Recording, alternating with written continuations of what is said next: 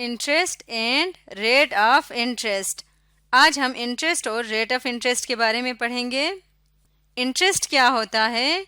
Fees paid for the use of money. जब आप किसी से पैसे उधार लेते हैं तो उसको यूज़ करने के लिए जो सर्टेन फीस आप पे करते हैं उसको क्या कहते हैं? इंटरेस्ट कहते हैं। और रेट ऑफ इंटरेस्ट से क्या मुराद है? रेट ऑफ इंटरेस्ट होता है रेशो अमाउंट ऑफ इंटरेस्ट और अमाउंट ऑफ मनी यूज्ड का। इसका रेशो लेके इसको 100% से मल्टीप्लाई करेंगे तो ये रेट ऑफ इंटरेस्ट आ जाएगा। यहाँ पे अमाउंट ऑफ मनी यूज से मुराद है कि जितने पैसे आप किसी से उधार ले लेते हो और उस पे जितने पैसे फिक्स होते हैं कि इतने रुपए आपने देने हैं इंटरेस्ट के तौर पे, वो है अमाउंट ऑफ इंटरेस्ट। और जब उसको 100% से मल्टीप्लाई करेंगे तो हमारे पास आ जाएगा रेट ऑफ इंटरेस्ट। तो जो अमाउंट हम किसी से बोरो करते हैं, अमाउंट ऑफ मनी बोरोड, उसको कहते हैं प्रिंसिपल ऑफ द लोन। उसको क्या कहेंगे? प्रिंसिपल अमाउंट कहेंगे। और इसको हम कैपिटल पी से शो करते हैं। और इसी तरह रेट ऑफ इंटरेस्ट, जिसको इंटरेस्ट रेट भी कहते हैं, इसको हम स्मॉल आर से शो करते हैं। तो जहाँ पे भी स्मॉल आर इस्तेमाल होगा इस वीडियो में, इसका मतलब है ये इंटरेस्ट रेट को शो कर रहा है। और टाइम पीरियड भी इसमें इम्पॉर्टेंट होता है, जिसको हम स्मॉल टी से शो करते हैं। यानी आपने किसी से उधार लिया, उसके बाद उसको कहते हैं कि साल बाद या 6 महीने बाद या 2 साल बाद मैं आपको वापस कर दूंगा पैसे। तो वो क्या है? वो टाइम पीरियड है जो आप फिक्स करते हो। तो अमाउंट ऑफ इंटरेस्ट का प्रिंसिपल अमाउंट, इंटरेस्ट रेट और टाइम पीरियड से जो रिलेशन है वो एक फार्मूले की शक्ल में लिखते हैं। आई यानी amount of interest, amount of interest को आई से शो कर रहे हैं, इज इक्वल टू पी यानी principal amount, R interest rate है और टी क्या है? टाइम पीरियड है। तो आई इक्वल होता है पी आर टी। इनमें से किसी भी 3 की अगर वैल्यू दी हुई हो तो 4th वन की वैल्यू हम इजीली फाइंड कर सकते हैं। अब इसको समझने के लिए एक एग्जांपल ले लेते हैं। ये हमारे सामने एग्जांपल है। Find the interest on a loan of 5000 rupees. 5000 rupees के लोन पे हमने इंटरेस्ट फाइंड करना है। Given that the interest rate is 9% per year. Interest rate क्या है? 9% per year. And the term of loan is 6 month. और loan की term कितनी है? 6 मंथ है, यानी 6 मंथ बाद आपने वापस कर देना है। यहाँ पे इंटरेस्ट ये आई है और on a loan of 5000, initially उसने कितना लोन लिया? $5000, यानी कि ये हमारा प्रिंसिपल अमाउंट है। Given that the interest rate is 9%, R है 9% per year, and the term of the loan is 6 month, यानी टी 6 मंथ के इक्वल है। अब यहाँ पे हम वैल्यूज लिखते हैं। P इज इक्वल टू 5000 है P। इसी तरह से R हमारे पास है 9% जो कि बनेगा 0.09, और T हमारे पास है 6 मंथ्स। क्योंकि इंटरेस्ट रेट 9% पर ईयर है, इसलिए 6 मंथ को हम क्या लिखेंगे? ईयर में कन्वर्ट करके लिखेंगे तो ये बन जाएगा हाफ ईयर्स। इन वैल्यूज को इस इक्वेशन में पुट कर देते हैं तो यहाँ पे I की वैल्यू आ जाएगी। I is equal to P जो कि है 5000 मल्टीप्लाई बाई R है 0.09 मल्टीप्लाई बाई T है 1/2। तो इनको मल्टीप्लाई करके सिंप्लीफाई करेंगे तो आंसर आ जाएगा $225। तो इंटरेस्ट अमाउंट कितना है? $225 है। यानी कि अगर इतने अमाउंट पे $5000 पे 9% पर ईयर के हिसाब से इंटरेस्ट है तो 6 महीने बाद कितने इंटरेस्ट देने पड़ेंगे?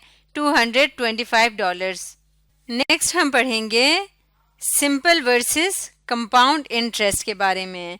सिंपल इंटरेस्ट क्या है? Interest is paid on only the original amount is called simple interest. ये प्रिंसिपल अमाउंट के ऊपर जो इंटरेस्ट पे होता है उसको सिंपल इंटरेस्ट कहते हैं। जबकि कंपाउंड इंटरेस्ट क्या है? Interest is paid on the amount including previous interest is called compound interest. यानी कि हर कुछ अरसे बाद जो इंटरेस्ट है वो उस अमाउंट में, ओरिजिनल अमाउंट में ऐड हो जाता है, फिर उसके बाद जो एडिड अमाउंट है उस पे इंटरेस्ट पे करना पड़ता है, उसको कहते हैं कंपाउंड इंटरेस्ट। तो ऊपर जो हमने एग्जाम्पल सॉल्व किया था ये सिंपल इंटरेस्ट की एग्जाम्पल है, जिसमें जो प्रिंसिपल अमाउंट है उस पे हमने इंटरेस्ट पे करना था। अब हम कंपाउंड इंटरेस्ट की एग्जाम्पल देखते हैं। उससे पहले हम फॉर्मूला लिखेंगे जो कंपाउंड इंटरेस्ट के रिलेशंस को शो करे।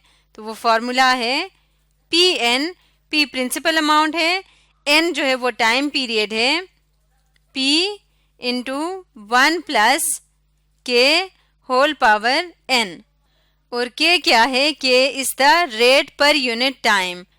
के किसके इक्वल होता है, rate per unit time. Unit time को कैपिटल टी से शो करते हैं, यानी कि टी हमें बताएगा कि एक साल में कितनी दफ़ा जो अमाउंट ऑफ इंटरेस्ट है वो एक्चुअल अमाउंट में ऐड हो जाएगा, जबकि एन बताता है कि कितने पीरियड के लिए ये ऐड होता रहेगा।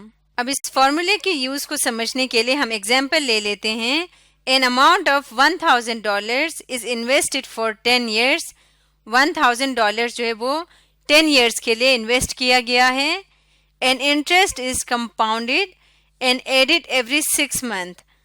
इंटरेस्ट जो है इस केस में क्या है, कंपाउंड इंटरेस्ट है, और वो हर 6 महीने बाद ऐड हो जाता है ओरिजिनल अमाउंट में, प्रिंसिपल अमाउंट में, at the rate of 5% per year.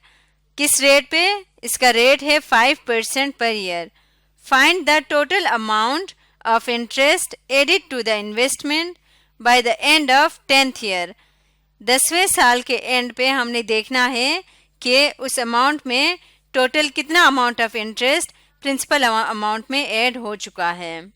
तो यहाँ पे हमारे पास P किसके इक्वल है, P इक्वल है $1000 के।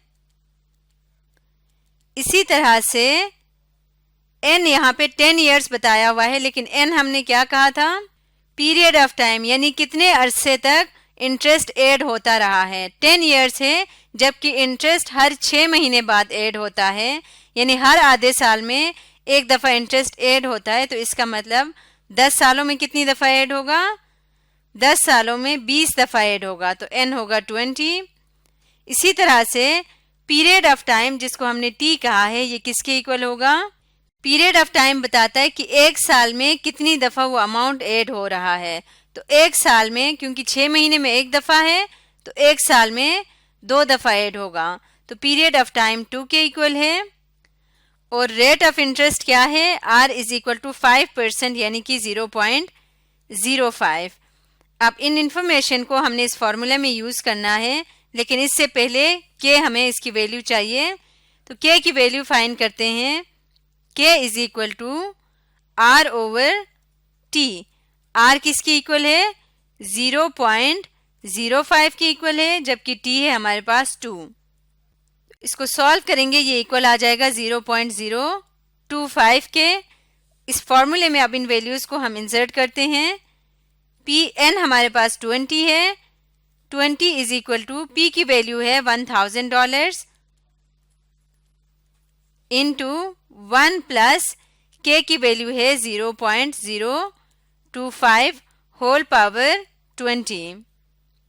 इसको सिंप्लीफाई करेंगे, $1000 इस ब्रैकेट के अंदर जो मौजूद टर्म्स हैं इनको सिंप्लीफाई करते हैं, तो ये आ जाएगा 1.63862। इसको जब 1000 से मल्टीप्लाई करेंगे तो ये आ जाएगा 1638.62 P20, यानी 20 साल बाद, 10 years बाद जो इन्वेस्टमेंट अमाउंट है वो कितना हो जाएगा, $1638.62। लेकिन हमने फाइंड करना है कि टोटल अमाउंट ऑफ इंटरेस्ट कितना ऐड हुआ है ओरिजिनल अमाउंट में। तो ओरिजिनल अमाउंट हमारे पास क्या था, total amount of interest find करने के लिए 1638.62 में से हम माइनस करेंगे $1000 को, तो ये इक्वल आ जाएगा $638.62 के। ये क्या है, ये amount of, total amount of interest है जो ओरिजिनल अमाउंट पे 10 सालों बाद ऐड हो चुका है। Therefore total amount of interest is $638.62, जो कि ऐड हो चुका है प्रिंसिपल अमाउंट में। तो इस तरह से कंपाउंड इंटरेस्ट के इस रिलेशन को यूज़ करते हुए इनमें से किसी भी दो की वैल्यू दी हुई हो तो तीसरे की हम वैल्यू फाइंड आउट कर सकते हैं। सॉरी, 3 की वैल्यू दी हुई हो तो फोर्थ की हम वैल्यू फाइंड आउट कर सकते हैं। इस तरह से आज के वीडियो में हमने सीखा interest and rate of interest के बारे में।